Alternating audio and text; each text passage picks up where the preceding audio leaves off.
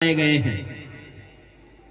तप, यज्ञ, पूजा, नाना प्रकार के अन्य कर्म हैं, लेकिन कलयुग में तो एकमात्र भगवान के नाम का सहज, सरल और सुगम साधन हम सबको मिला हुआ, जो हम सब स्थित परिस्थिति में उसका सेवन कर सकते हैं।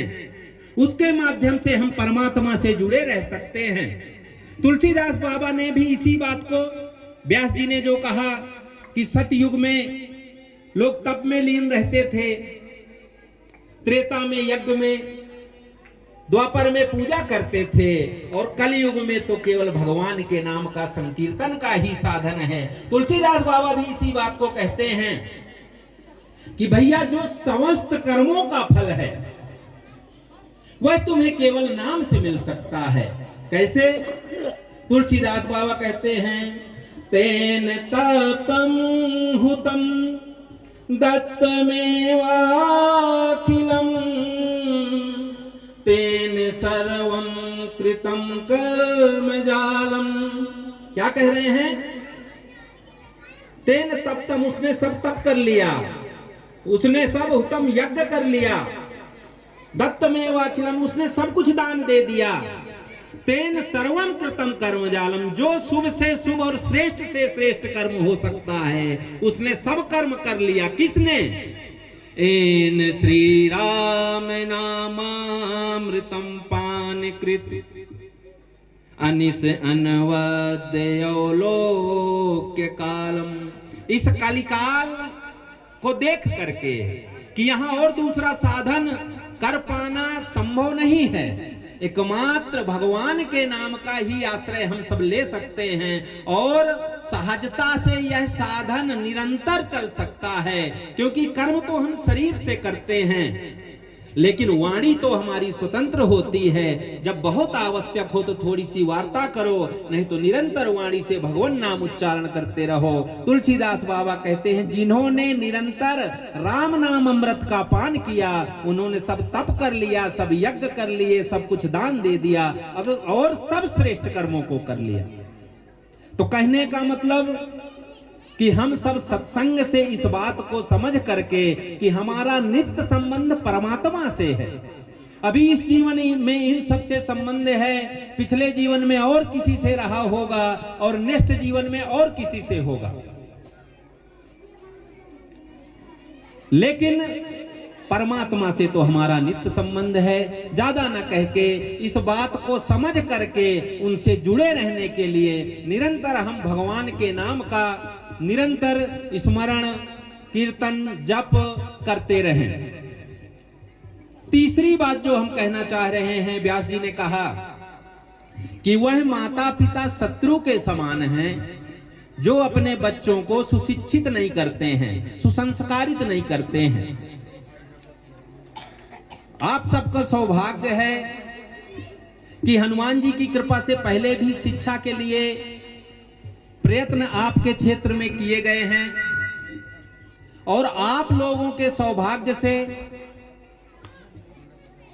सूरज जी इस समय जो ऊपर रह रहे हैं कुमारकोट में, वह IIT के पढ़े हुए, अमेरिका से PhD, अमेरिका में काम करके सब छोड़ करके आप सबके बीच में सेवा करने आए हुए हैं। और हनुमान जी की कृपा से, संयोग से हमारे साथ जो आज आए हुए हैं वो आज यहाँ नहीं आ सके, थक गए होंगे, अभ्यास नहीं है पहाड़ों में चलने का। एक और व्यक्ति हैं जिन्होंने IIT से पढ़ाई की थी, इसरो में फिर साइंटिस्ट रहे, वैज्ञानिक रहे, लेकिन भगवान के चरणों में ज्यादा अनुराग होने के कारण सब देख सुन करके सेवा और भजन, यह उनके जीवन का सार है। यह समझ के वह इसरो से छोड़ करके, रिजाइन करके इस समय चित्रकूट के पास रह के भजन करते हैं। वह भी सपरिवार हमारे साथ आए हुए हैं। तो हनुमान जी की कृपा रही तो क्या पता आपके क्षेत्र में वह भी रहें। लेकिन हम कहना केवल इतना चाहते हैं, जो व्यास जी ने कहा कि सबसे पहली जिम्मेवारी तो माता पिता की है। आपके बीच में वह बैठे हैं, रह रहे हैं, लेकिन आप लोग जागरूक नहीं होंगे उनसे मिलेंगे नहीं, अपने बच्चों के प्रति आप अपने कर्तव्यों को नहीं समझेंगे, तो वह यहाँ रहे भी आए तो बहुत ज्यादा अंतर आपके बच्चों में और आप सब में नहीं पड़ने वाला। तो ज्यादा न कह के कल शायद आएंगे जो इसरो में साइंटिस्ट रहे हैं, आप सबके बीच में अपने भाव भी रखेंगे। कहने का मतलब हमारा इतना ही है, हनुमान जी की कृपा से हम आप सबके बीच में समय दे पाए या न दे पाए, पर हमारी एक इच्छा शुरू से रही है कि इस क्षेत्र को शिक्षा का एक विशेष हब बनाया जाए, यहां बहुत बड़ा शिक्षा का केंद्र बने, लेकिन वह बनना आप सबके लिए है और आप लोगों के माध्यम से ही है, आप लोगों के सहयोग से ही है। तो और बहुत सहयोग न कर सकें, लेकिन अपने बच्चों के प्रति जागरूक बनिए और जाके उनसे मिलिए। आगे उसमें आप क्या छोटा मोटा सहयोग दे सकते हैं, कैसे उन लोगों को आप सबसे मिलकर प्रसन्नता हो, उनको लगे आप सबको जरूरत है। अब वहां पड़े हैं वह, आप लोग न कभी जाते हैं न कोई जिज्ञासा उत्पन्न करते हैं। तो कितना भी ज्ञानी व्यक्ति हो, जब तक जिज्ञासा आप सबके अंदर नहीं होगी तो वह अपना ज्ञान आप सबको नहीं दे सकता है। तो इसलिए कल इसरो के साइंटिस्ट भी आएंगे, तो आप सबका सौभाग्य है कि शिक्षा सबसे महत्वपूर्ण चीज है। माता पिता का जीवन ही बच्चों के इर्द गिर्द घूमता रहता है, उनको पालना पोसना, उनकी शिक्षा दीक्षा और विवाह इत्यादि।